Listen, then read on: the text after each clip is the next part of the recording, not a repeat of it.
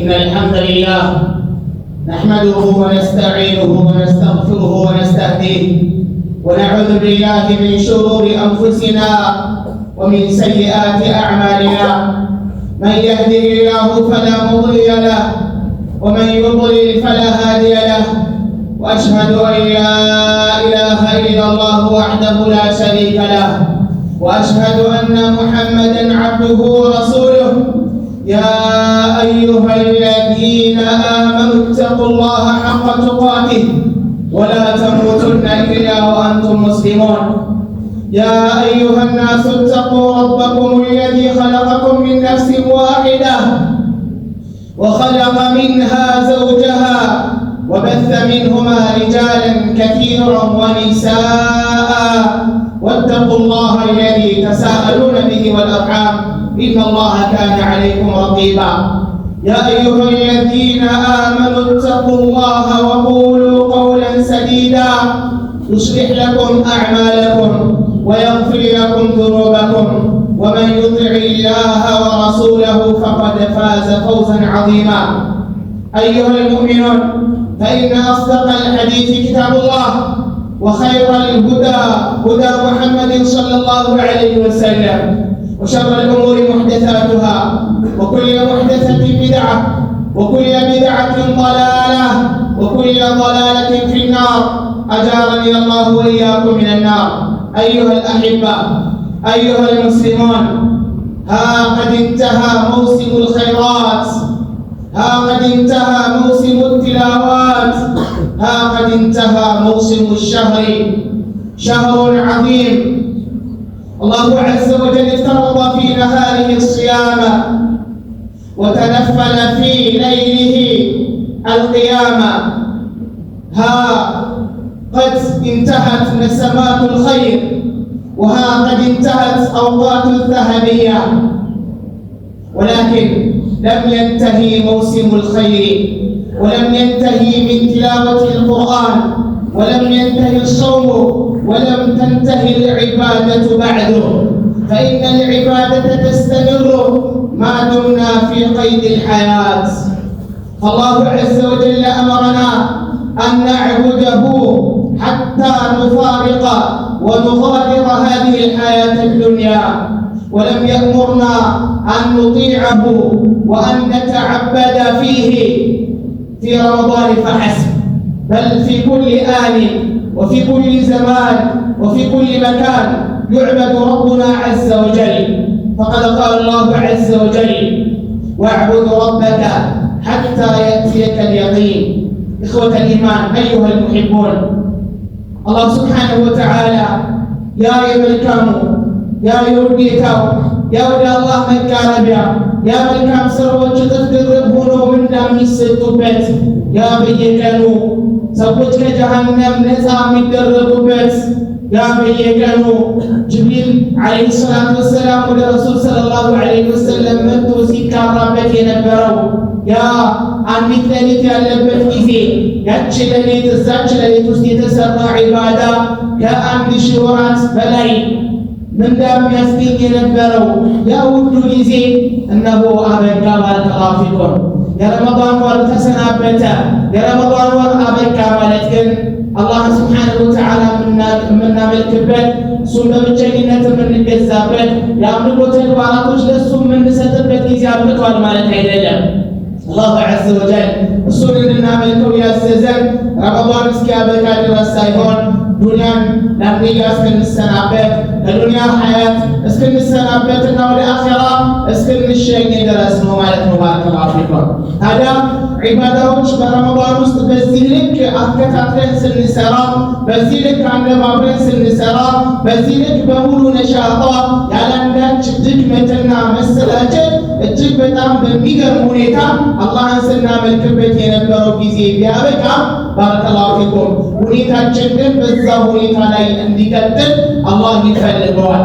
ስናደርገው የነበረ የዒባዳ ዘርፍ እንዲቀጥል አላህ ይፈልገዋል። እዛ ነበር ሰለፎች የነበራቸው ጉጉት። ዓሊ ብኑ አቢ ጣሊብ ረዲየላሁ ዐንሁ ይላሉ: ኩኑ ቢቀቡል ልዓመል አሸደ ኢህቲማመን من العمل ألم تسمعوا قول الله عز وجل إنما يتقبل الله من المتقين لالو علي بن أبي طالب رضي الله عنه تعالى مكارم لالو كونوا بقبول العمل ስራችሁ ተቀባይነት አግኝቷል ወይ የሚለው አሸደ ኢህቲማመን ትልቁ ጭንቀታችሁ ትልቁ ሐሳባችሁ ሊሆን የሚገባው ያደረጉት ዒባዳዬ አላህ ተቀብሎኝ ይሆን አላህ ከመልካም ስራ ሚዛን መዝግቦልኝ ይሆን አላህ ዘንድ ተቀባይነት አግኝቶ ይሆን የሚለው ያኑ እናንተን ይበልጥ ሊያሳስባችሁ የሚገባው ሚነል ዐመሊ መልካም ስራ ለመስራት ከሚኖራችሁ ጉጉት በላይ የሰራችሁት መልካም ተግባር አላህ ዘንድ ተቀባይነት ማግኘቱ ያኑ ሊያሳስባችሁ የሚገባው በግል መልካም ስራ ከሰሩ በኋላ አላህ ሱብሓነሁ ወተዓላ የሚፈሩ አላህ ተቀብሎ ሊሆን ብለው እንዲጓጉ የሆኑ ሰዎች ቢጨነቁ የሚፈሩ የሆኑ ሰዎች አላህ ሱብሓነሁ ወተዓላ በሚገርም ሁኔታ አወድሷቸዋል። አላህ ሱብሓነሁ ወተዓላ ምን አለ? ወለዚነ እነኛ ናቸው አለ። እንግዲህ መጥፎ ሰዎችን ባህሪ ከጠቀሰ በኋላ መጥፎ ሰዎች ላይ የሚደርስባቸው አደጋ ከጠቀሰ በኋላ ከዚህ ከመጥፎ አደጋ ነፃ የሚሆኑት እነማን ናቸው በሚለው ላይ ኡላኢከ አለዚነ ዩእቱነ ማ አተው ወቁሉቡሁም ወጅለቱን አነሁም ኢላ ረቢሂም ራጂዑን ኡላኢከ ዩሳሪዑነ ፊል ኸይራቲ ወሁም ለሃ ሳቢቁን ይላል። እናታችን አይሻ ረዲየላሁ ዐንሃ ኢማሙ ትርሚዚ ለዚህ ኢማሙ አሕመድ ሱነናቸው ላይ እንደጠቀሱት እናታችን አይሻ ረዲየላሁ ዐንሃ ነብዩ አለይሂ ሰላቱ ወሰላም ጠይቃ ነበር። ስለዚህ የቁርአን አንቀጽ ማለት ነው። ቁርአኑ ምንድነው የሚለው? ኡላኢከ ዩእተውነ ማ አተው። ሱብሃንአላህ መስጠት ያለባቸውን አላህ ከሰጣቸው ነገር ላይ ይሰጣሉ።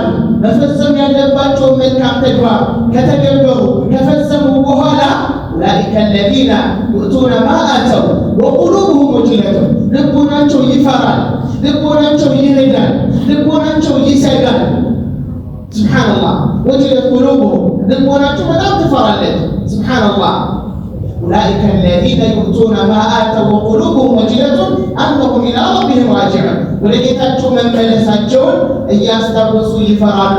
ኡላኢከ ዩሳሪዑነ ፊል ኸይራት እነኚህ ወደ መልካም ነገር የሚሽቀዳደሙ ናቸው። ወሁም ለሃ ሳቢቁን በመልካም ነገር ደግሞ ወደዛ መልካም ነገር እነሱ ቀዳሚዎች ናቸዋል። ታዲያ እነዚህ ሰዎች ማን ናቸው ያ ረሱላህ አለቻቸው። አይዋ አሁን የዲና የሽረቡና ወይስሪቁን ኸምር የሚጠጡ የሰዎችን ገንዘብ የሚሰርቁ ሰዎች ናቸው እንዴ ብላ ስትጠይቃቸው ረሱል ሰለላሁ ዐለይሂ ወሰለም ላ ያ ቢንተ ሲዲቅ አላት።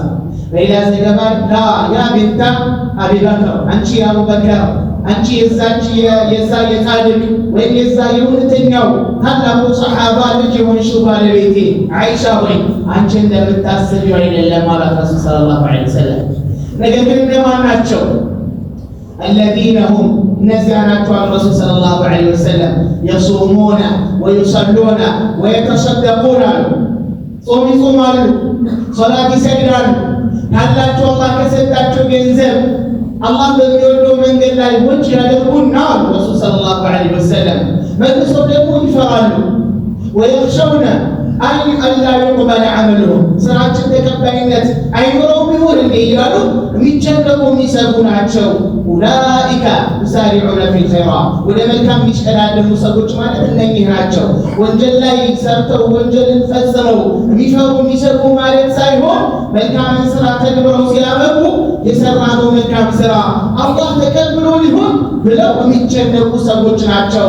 እነሱ ናቸው አላህ ሱብሓነሁ ወተዓላ ወደ መልካም የሚሽቀዳደሙ በመልካም ነገር ላይ ቀዳሚዎች የተባሉት አሉ ረሱል ዐለይሂ ሰላቱ ወሰላም። ታዲያ ረመዳን ላይ ብዙ መልካም ስራ ሰርተን ሊሆን ይችላል። ጾመናል፣ አልሐምዱሊላህ አላህ ይቀበለን። ሶላት ሰግደናል፣ ሌሊት ሶላት ሱብሃንአላህ ተራዊሑ አልበቃ ብሎን ዐሽረል አዋኺር ላይ ደግሞ ሌሊቱን ህያው ያደረግን እየቀራን ተሐጁድንም ጨምረንበት ሊሆን ይችላል። ባረከላሁ ፊኩም። ስንቶችን አስፈጥረን ሊሆን ይችላል። መልካም ነገር አድርገን ሊሆን ይችላል። የስንቶችን የተሰበረውን ቀልብ ጠግነን ሊሆን ይችላል። እንባ የሚጎርፉ እንደ ጅረት የሚጎርፉ እንባዎችን በመልካም ስራችን ባደረግነው ነገር ለምስኪኖች መልካም በመስራት እንባቸውን ጠርገን ሊሆን ይችላል። የሚፈሰው እንባቸውን ገድበንላቸው ሊሆን ይችላል። ሌላም ብዙ አድርገን ሊሆን ይችላል። ነገር ግን ያ ያደረግነው ስራ ዓላማችን መስራት ብቻ ነው ወይ ከተባለ ከሰራነው በኋላ ስራችን አላህ ዘንድ ተቀባይነት አለው ወይ? ይህም ሊያሳስበን ይገባል ማለት ነው። ታዲያ ባረከላሁ ፊኩም ረመዳን ላይ በዛ በሚገርም ነሻጣ በዛ በሚገርም ሁኔታ ላይ የሰራናቸው መልካም ስራዎች አላህ እንዲቀበልን ከፈለግን ከረመዳን በኋላ ባለው ሁኔታ ማስቀጠል ያስፈልጋል ማለት ነው። ይህ ሲባል ባረከላሁ ፊኩም ከረመዳን በኋላ ባለው ሁኔታ መቀጠል አለብን ሲባል ልክ እንደ ረመዳን እንሆን እንደ ዐሸር አዋኺር ኢዕቲካፍ እንደገባንበት ጊዜ እንሆን ማለት አይደለም። ያማ ሊሆን አይችልም ማለት ነው። አንደኛ በጣም ከነፍስያችን ጋር አብሮ የነበረው ሸይጣን ተፈቷል ባረከላሁ ፊኩም። ሁለተኛ ነፍስያችን የተረጋጋችበት ሰኪና የያዘችበት ሱብሃንአላህ የተለያዩ ስሜቶቿን እንዳታረጋ የተገደበችበት ጊዜ ነበር። አሁን ደግሞ ያ ነገር ለሷ ምቹ አጋጣሚ ያላት ማለት ነው። ስለዚህ ረመዳን ላይ እንደነበርነው ላንሆን እንችላለን ማለት ነው። ግን ረመዳን ላይ የጀመርነው ነገር ማስቀጠል ሶስት ነገር ያስፈልገናል ባረከላሁ ፊኩም። አንደኛ አልሁጅራን፣ ሁለተኛ አዝያዳ፣ ሶስተኛው ባረከላሁ ፊኩም ምን ያስፈልጋል ባረከላሁ ፊኩም አልኢስቲምራር ያስፈልጋል። ሶስት ነገር ማለት ነው። አንደኛው አልሁጅራን ማለት ማኩረፍ ማለት ነው። ረመዳን ላይ ያቆረፍናቸው ረመዳን ላይ የራቅናቸው ወንጀሎች ከረመዳን በኋላ ሊቀጥሉ ይገባል ማለት ነው። ያቆርፊያችን ከወንጀል መራቃችን ሊቀጥል ይገባል ማለት ነው። ረመዳን ላይ ሱስን ትተን ነበር፣ አኩርፈነው ነበር። ከረመዳን በኋላ እናኩርፈው ይከደሰናል ባረከላሁ ፊኩም። ረመዳን ላይ ውሸትን አኩርፈን ነበር፣ ከረመዳን በኋላ እናስቀጥለው። ረመዳን ላይ የሰዎችን ገንዘብ ያላግባብ መብላታችንን አቆመን ነበረ። ከዛ በኋላ ምን ማድረግ ያለብን? ያ ኩርፊያችን መቀጠል አለብን። ይህ ሁጅራን ነው። ሁለተኛ ደግሞ ዚያዳ ያስፈልጋል። ዚያዳ ማለት ምንድነው ባረከላሁ ፊኩም? ጭማሪ። እንዴት ከተባለ ከረመዳን በስተፊት ከነበርንበት አህዋላችን ከረመዳን በኋላ ያለው አህዋላችን የተሻለ መሆን አለበት ማለት ነው። እንደ ረመዳን ሆኖ ላይቀጥል ይችላል። ነገር ግን ከረመዳን በፊት የነበርንበት አህዋል አለ። ረመዳንን ጾመን አንድ ወር ነፍስያችንን መስመር አስይዘናታል። ከረመዳን በስተፊት ወደ ነበርንበት መመለስ ሳይሆን ረመዳን ላይ ያለማመናትን መልካም ስራ ከረመዳን በኋላ ማስቀጠል ወይም ደግሞ መጨመር ያስፈልጋል። ከረመዳን በስተፊት ከነበርንበት ህይወት አንጻር ሲነጻጸር ለምሳሌ እንበልና ከረመዳን በስተፊት ባለንበት ሁኔታ ላይ ቁርአንን አንቀራ ነበር እንበል፣ ወይም ደግሞ በወር አንድ ቀን ነበር፣ ወይም በሳምንት ጁምዓ ሱረቱል ካፍ ብቻ ነበር የምንቀራው እንበል። ረመዳን መጣና ቁርአንን እንግዲህ በየጊዜው ማክተምን ተያይዘነው ነበር። ከረመዳን በኋላ ደግሞ ልክ እንደ ረመዳን ሁሌም ማክተሙ ላይሳካልን ይችላል። ስለዚህ ከረመዳን በስተፊት በሳምንት ጁምዓ የምንቀራው የነበረው አሁን ደግሞ በየቀኑ አንዳንድ ሶፍሐ አንዳንድ ገጽ ማለት ነው። ስለዚህ በፊት ከነበርንበት ሁኔታ ሲነጻጸር ተችለናል ማለት ነው። ጭማሪ ማለት ይሄ ነው። ሶስተኛው ደግሞ አልኢስቲምራር ነው። ባረከላሁ ፊኩም ኢስቲምራር ማስቀጠል። ረመዳን ላይ የጀመርናቸው መልካም ስራዎች መቀጠል አለባቸው። ረመዳን ላይ ለምስኪኖች እናዝን ነበር። ይህ ሀዘኔታችን መቀጠል አለበት። ረመዳን ላይ ሌሊት ተነስተን እንቆም ነበር። ከኢሻ በኋላ ሶላት ነበረ፣ እንሰግድ ነበር እስኪነጋ ድረስ ባለው ሁኔታ ማለት ነው። አሁንም እናስቀጥለው። እንደ ረመዳኑ ላይ ሆን ይችላል። ምናልባት ረመዳን ላይ ከአንድ ጁዝም በላይ ቀርተን ሊሆን ይችላል በጀማዓ ማለት ነው። አሁን ደግሞ በግልጽ ሲሆን ቀነስ እናደርጋለን ማለት ነው። ስራችን እንዲቀጥልልን ባረከላሁ ፊኩም መቀነስ ይኖርብናል። ስለዚህ የምናቅዳቸው እቅዶች የምናስቀጥላቸው ነገራቶች ቀነስ እያደረግን ለህይወታችን እንዳይከብደን ማለት ነው። እንዲጣፍጣን ጣፍቶ እንዲሄድልን ማለት ነው። በቃ በእያንዳንዳችን ላይ በነፍስ ወከፍ በየቀኑ አንዳንድ ገጽ ቁርአን መቅራት አለብን።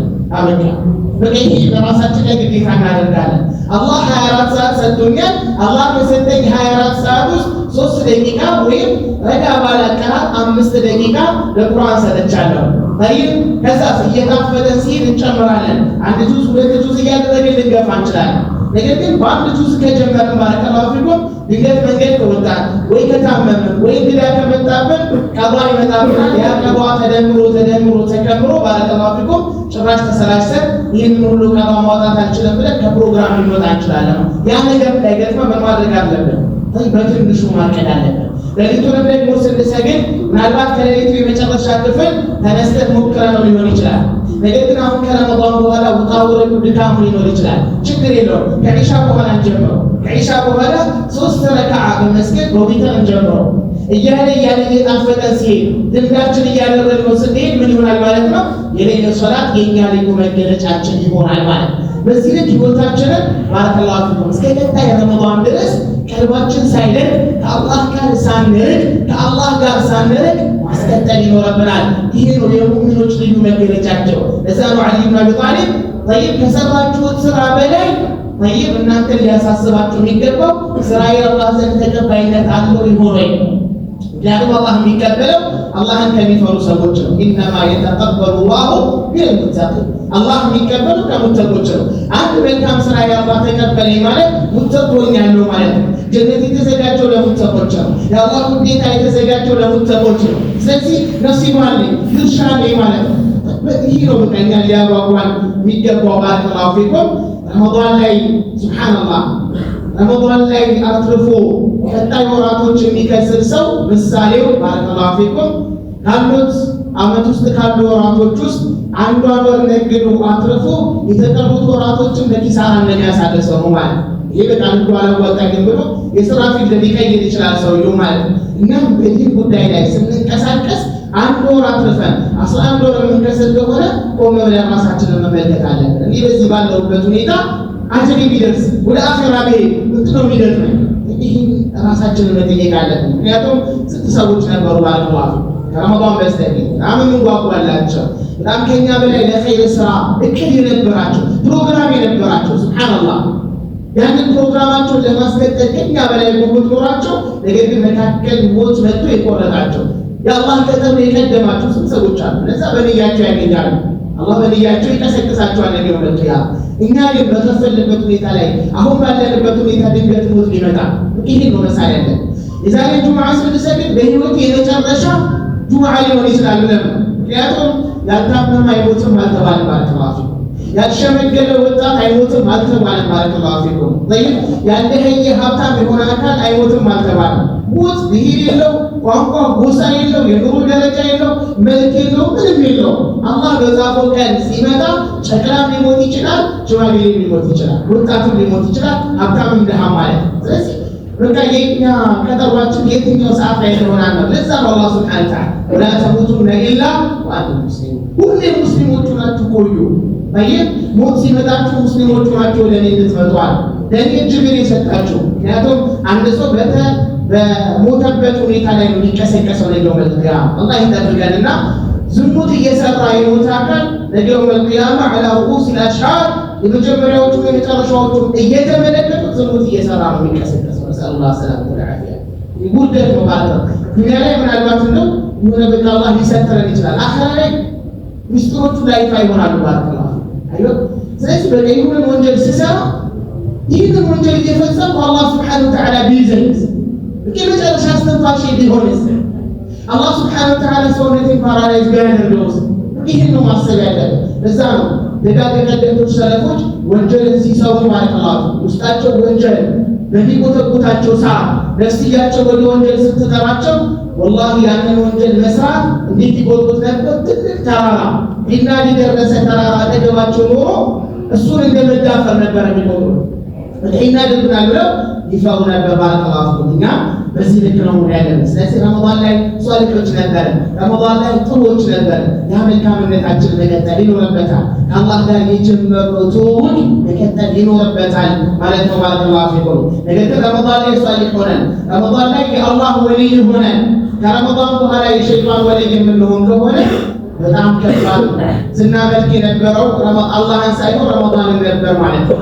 አያችሁ ስናመልክ የነበረው የረመዳንን ወር ነበር እንጂ የረመዳንና የሌሎች ወራቶች ፈጣሪ የሆነውን አላህ አልነበረም ማለት ነው። ምክንያቱም ረመዳን አበቃ እንጂ አላህ አለ ሐዩን ቀይሙን ዳኢሙን ጠይብ ላ የሙት አላህ ሱብሓነሁ ወተዓላ ላ ተእኹዙሁ ሲነቱን ወላ ነውም እንቅልፍ እንግልጃት የሚባል ነገር አይነካውምና ሁሌ አላህ ሱብሓነሁ ወተዓላ ማሰብ ይኖርብናል። የተለያዩ አጋጣሚዎች ይመጣሉ። እነዚህን አጋጣሚዎች ተጠቅመን በህይወታችን ላይ ትርፋማ መሆን ይኖርብናል ማለት ነው።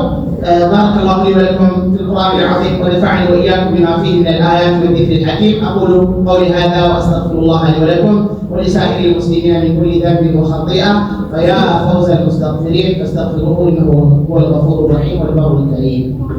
الحمد لله على إحسانه والشكر له على توفيقه وامتنانه والصلاة والسلام على من بعثه الله رحمة للعالمين الداعي إلى رضوانه وسلم تسليما كثيرا مزيدا ما بعد. فيا إخوة المسلمون እንግዲህ ከረመዳን በኋላ ያለው ሁኔታችን ምን መምሰል አለበት የሚለውን እየዳሰስን እንገኛለን።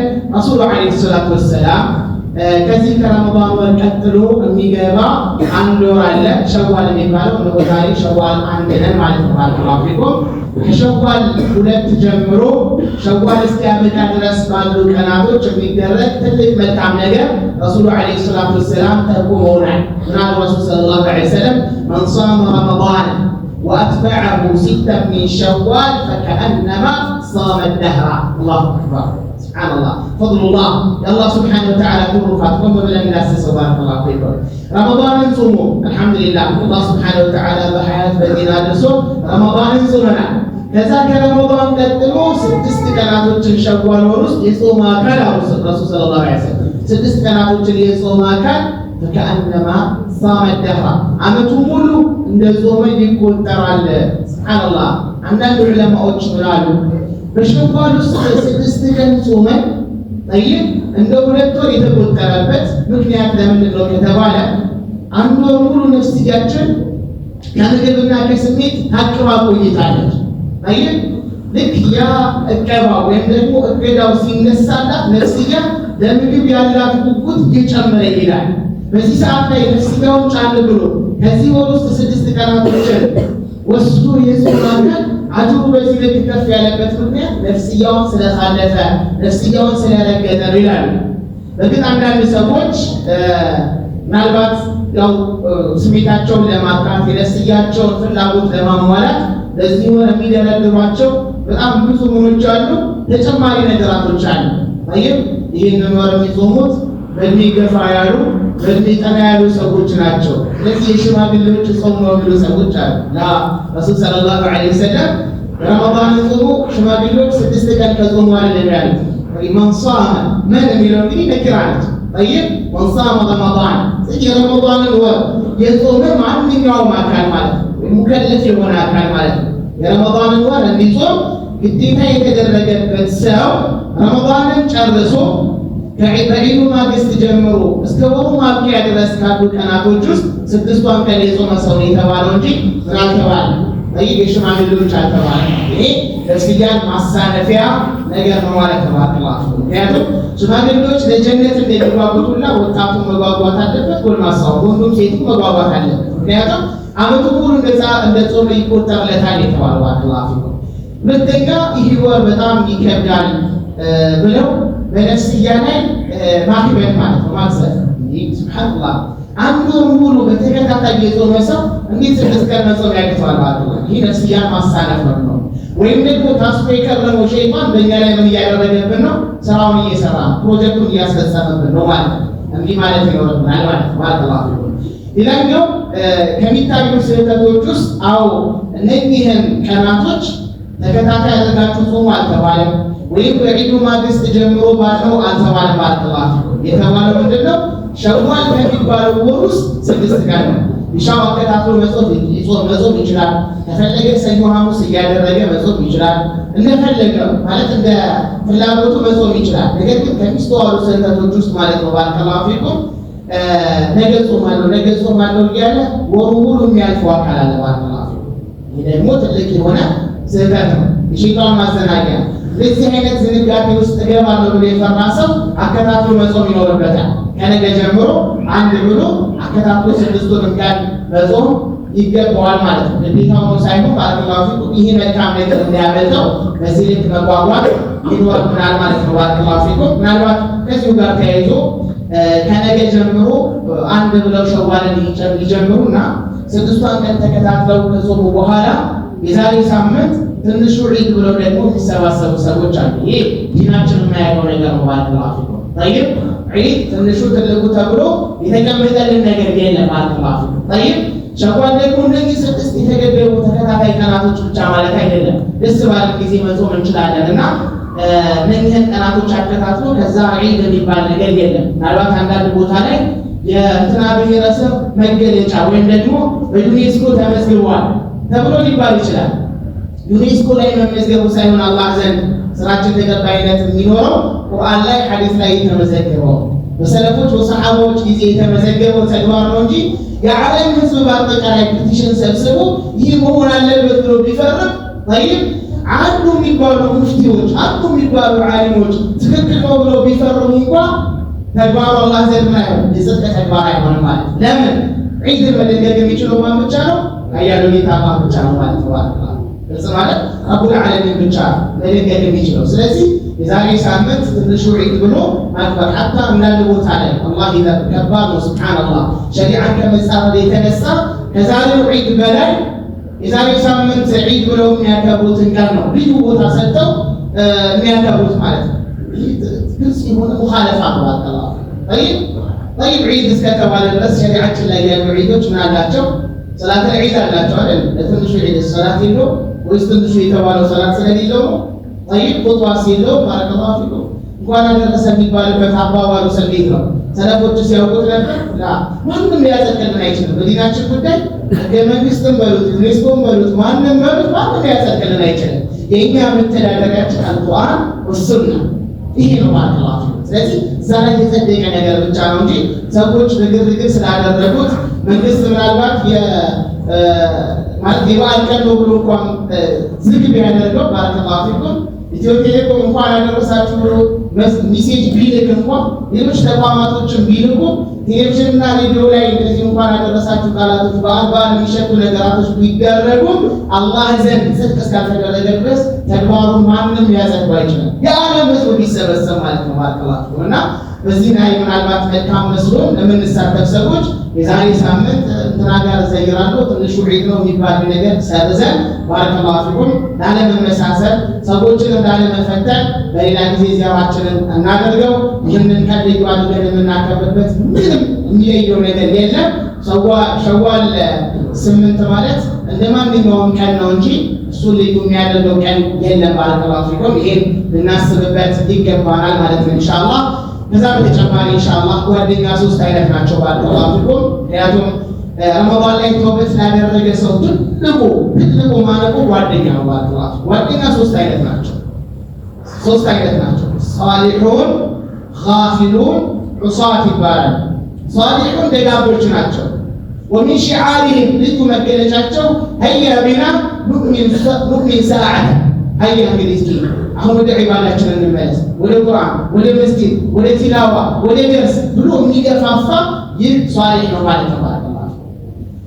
ጋፊሉን የሚባሉት ደግሞ ዝንጎች ባረከላሁ ፊኩም ወሚን ሺዓሪህም ከእነሱ ልዩ መገለጫቸው አንደኛው ሀያ ቢና ነቅቱል ወቅተ ፈራጊና ይላሉ።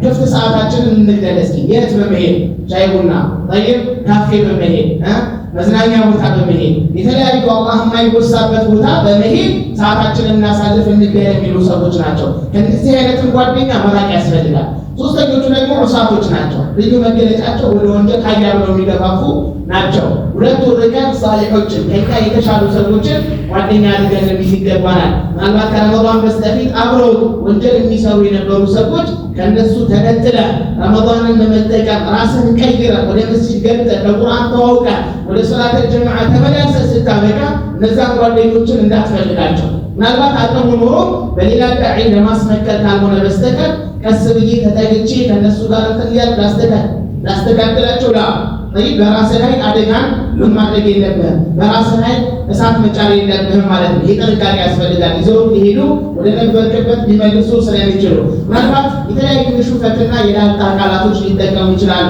ሼሁ ሊሉ ይችላሉ። ትናንትና አብሯቸው እየሰሩ ነበር። ዛሬ ወደ መስጊድ ስለገባ ይሄ ነገር አይፈቀድም አልሄድም ወደ መስጊድ ነይ ብለህ ስትል ሼሁ ሊሉ ይችላሉ። ችግር የለም። ሙፍቲ ሊሉ ይችላሉ። አንዳንዶቹ ሙፍቲ ይላል፣ ሌላም ሊሉ ይችላሉ። ያሉት ሊበሉ አንተ አይገባም። አንተ ምንድን ነው ረመዳን ላይ የያዝከውን መንገድ ላለመንገድ ማስቀጠል፣ በዚህ ተግባር ላይ ነው መሰማራት የሚያስፈልገው ማለት ነው።